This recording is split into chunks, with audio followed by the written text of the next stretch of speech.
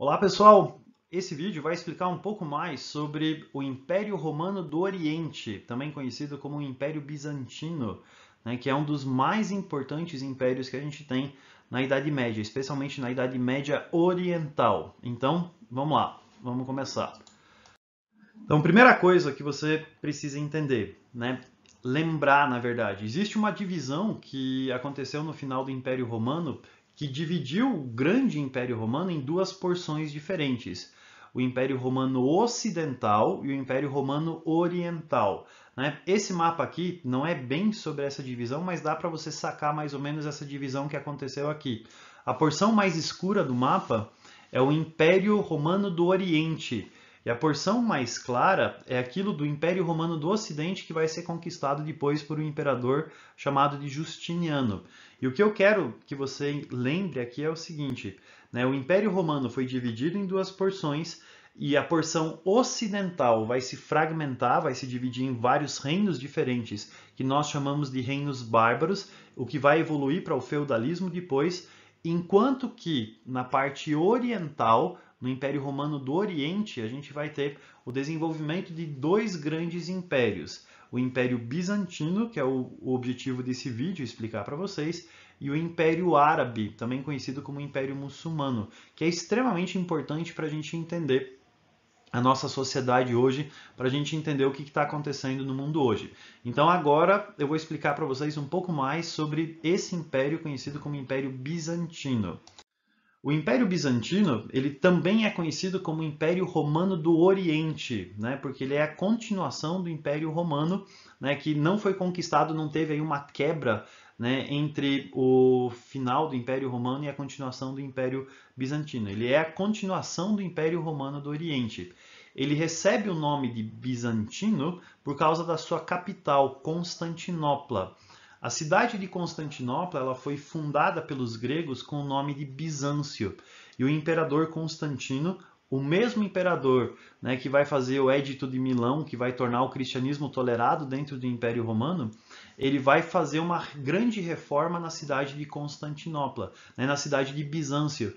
E por causa disso, a cidade de Bizâncio vai ser rebatizada em homenagem a Constantino, passando a ser chamada de Constantinopla. Hoje essa cidade se chama Istambul, que é uma das cidades mais importantes da Turquia. E essa cidade ela tem uma característica extremamente importante, né, geograficamente falando. Né? Você tem aqui em cima o mapa de Constantinopla e você vai perceber que Constantinopla está no entroncamento entre a Europa e a Ásia.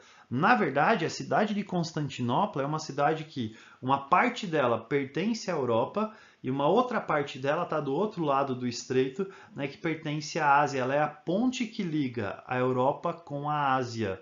E por causa da sua localização geográfica privilegiada, né, entre a Europa e a Ásia, onde é que você tem mares diferentes se encontrando, né, que faz parte dessa ligação com o mar Mediterrâneo, a cidade de Constantinopla era uma cidade que era um excelente posto comercial, um entreposto comercial, um hub de ligações de comércio de várias regiões diferentes. A própria forma como Constantinopla foi construída, né, aparece nesse mapa aqui em cima um pouco disso. Ela era praticamente uma península, ela foi construída nessa península, né, toda fortificada em volta dessa península. A cidade de Constantinopla ela era um excelente posto de comércio. Ela era uma cidade que fazia esse comércio com várias regiões diferentes, especialmente o comércio de especiarias.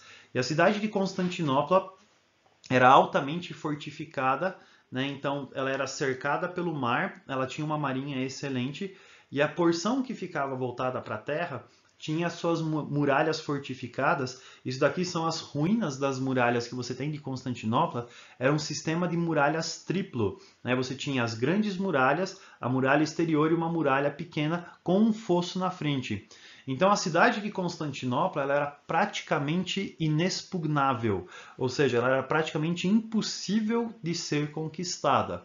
E politicamente falando, a cidade de Constantinopla era governada num sistema que nós chamamos de cesaropapismo. Nós temos duas palavras diferentes aqui que expressam os dois tipos diferentes de poder que o imperador tinha no Império Romano do Oriente, que era o poder político, né? Afinal de contas, ele era herdeiro dos Césares romanos, então ele tinha um poder político de imperador, ele tinha um poder político muito forte, mas ele também tinha um poder religioso muito forte, porque o Império Romano do Oriente, ele se cristianizou e o imperador do Império Bizantino, ele se julgava o protetor dos cristãos. E por causa disso, ele acabava interferindo em assuntos religiosos. Então, o imperador bizantino ele tinha poderes políticos, mas ele também interferia em assuntos religiosos. E esse sistema de poder político e religioso nós chamamos de cesaropapismo, tá? Que é o tipo de poder que o imperador no Império Bizantino exercia. O imperador mais conhecido do Império Bizantino é um imperador chamado de Justiniano, né? Um imperador que aparece nesse mosaico, que aparece aqui em cima. Tá? Ele foi o governante que reinou aí no século VIII, né? E durante esse período, o Justiniano ele fez algumas coisas importantes. Uma das coisas, ele fez com que o Império Bizantino alcançasse o seu apogeu territorial. Né? Essas porções que aparecem no mapa aqui do lado, que estão mais claras, são territórios que foram conquistados pelo Império Bizantino durante o governo do Justiniano. Ou seja, ele pegou o Império Bizantino e conseguiu expandir ele para a sua máxima extensão territorial. Uma outra coisa que Justiniano fez foi elaborar o Código Justiniano. O que significa isso? Para quem vai um dia estudar direito na faculdade, né, você vai estudar um negócio chamado de direito romano. O direito romano ele é aquilo que inspirou, serve como base para praticamente todo o sistema de direito que existe hoje. Só que quando Roma foi invadida pelos bárbaros, esse direito romano se perdeu na porção ocidental. Quem preservou esse direito romano foi o Justiniano, porque ele no Império Bizantino vai fazer uma atualização desse direito romano, né, pegando aquelas leis que existiam em Roma e modificando elas de acordo com a sua realidade, né, que vai ser conhecido como Código Justiniano. Essa atualização do direito romano e essa preservação da cultura romana, né, se deve ao Justiniano, é uma das suas grandes obras. E durante o governo do Justiniano, aconteceu uma revolta chamada de Revolta de Nica. Né? Ela, na verdade, tem um motivo bem besta. Né? O que aconteceu foi o seguinte, o Império Bizantino gostava muito, né, de corrida de cavalo, tanto que na imagem anterior lá aparecia lá o hipódromo de Constantinopla, aconteciam as corridas de cavalo. O imperador tinha o seu cavalo e o povo estava torcendo para um outro cavalo. E a corrida de cavalo terminou empatada. Quem decidiu a vitória foi o imperador. E é óbvio que o imperador decidiu que o cavalo que ganhou foi o seu cavalo. E isso provocou uma revolta, conhecida como Revolta de Nica, ou Revolta de Nique, que era o nome do cavalo do imperador, né, que levou aí uma semana mais ou menos de quebra-quebra na cidade de Constantinopla. Na verdade, isso foi só o estupim, porque tinha uma série de insatisfações que estavam acontecendo, insatisfações com os impostos altos, com a fome, com a violência que estava acontecendo, insatisfações com a própria imperadora, né? A imperatriz era chamada de Teodora, né? Essa é a imagem dela. Ela tinha sido prostituta, acabou se casando com o Justiniano, saiu do prostíbulo para se transformar na imperadora, então tinha assim, um monte de insatisfações que vão explodir nessa revolta de Nica que aconteceu. Tá? E uma outra característica que a gente tem do Império Bizantino é que o cristianismo que vai se desenvolver no Império Bizantino, ele é diferente do cristianismo que vai acontecer na Europa Ocidental. Né? Então, de novo, você tem um mapa lá em cima, você tem o Império do Ocidente, onde é que você vai ter o desenvolvimento de um tipo de cristianismo, enquanto que no Império Romano do Oriente, você vai ter um cristianismo que vai ser muito mais influenciado pela filosofia grega. E isso vai dar origem a um tipo de cristianismo que era conhecido como monofisismo. Né? Existem várias crenças cristãs diferentes nesses primeiros séculos. Né? Uma das crenças era chamada de docetismo, né? Que Jesus não veio em forma de pessoa de carne, mas ele só tinha doceses, ele tinha aparência humana. E uma outra crença que existia no Império Romano do Oriente era o monofisismo. O monofisismo é uma crença muito influenciada pela filosofia grega, pelo platonismo, que acreditava que Cristo não podia ter ao mesmo tempo natureza divina e natureza humana, porque corpo, matéria e espírito, eles não conseguiam conviver, porque um era perfeito e outro era imperfeito. Então, de acordo com essa crença, Cristo só podia ter mono, physis, essência, natureza. Então, ele só poderia ter a essência divina e não ter a essência humana. Então, esse cristianismo monofisista era um tipo de cristianismo que existia no Império Bizantino. Tá? E uma outra questão que aconteceu no século VIII depois de Cristo é uma questão que nós chamamos de iconoclastia. O que é a iconoclastia? O imperador bizantino percebeu que os sacerdotes que fabricavam imagens, estátuas de santos, estavam ganhando muito dinheiro. Então ele, incomodado com isso, ele acaba proibindo os cristãos do Império Romano do Oriente de terem imagens. E isso vai dar origem a uma questão que nós chamamos de iconoclasta. Iconoclastia significa quebrar imagens. Então, essas imagens que você tem aqui, essas ilustrações, são do período que mostram que as pessoas estão quebrando imagens, né? As pessoas estão colocando mosaicos no chão, né? Arrancando eles das paredes, as pessoas estão brigando por jogar estátuas no chão, por jogar imagens no chão. Então essa iconoclastia foi que no Império Romano do Oriente você teve uma questão do imperador mandar quebrar as imagens. E isso vai distanciar o cristianismo do Império Romano do Oriente com a sociedade ocidental. E em 1054 a gente vai ter o chamado Cisma do Oriente. O que foi esse Cisma do Oriente? Por causa de uma discussão teológica, que pode até parecer meio boba nos dias de hoje, né? Por causa de uma discussão se o Espírito Santo vinha do Pai e do Filho, ou do Pai através do Filho, né, você vai ter uma briga teológica entre os dois grupos. O Papa do Império Romano do Ocidente, do cristianismo ocidental, vai dizer que o cara que estava liderando o Império Romano do Oriente, ele não sabia nada de Bíblia, não sabia nada de cristianismo. O outro também vai dizer isso, eles vão acabar se excomungando mutuamente e vão acabar brigando, provocando um racha entre os dois, que nós chamamos de Cisma do Oriente.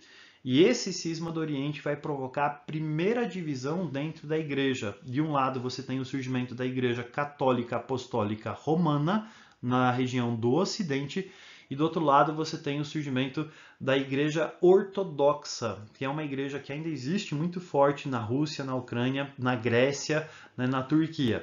Então, essa foi a primeira divisão que você teve dentro do cristianismo, o cisma do Oriente, em 1054.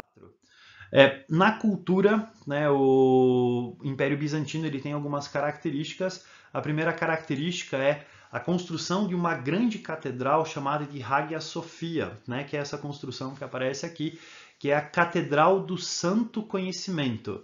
Né? Hagia significa santo, Sofia, né, vem de sabedoria de conhecimento. Então foi construída uma grande igreja, né, que celebrava o santo conhecimento, uma das mais monumentais obras que o cristianismo bizantino construiu.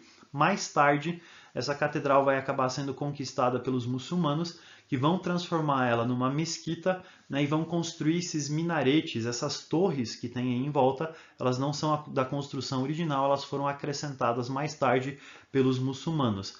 A principal manifestação artística deles era o mosaico, né, como aparece naquela imagem lá do canto. Então, as ilustrações bizantinas normalmente eram feitas através de mosaicos.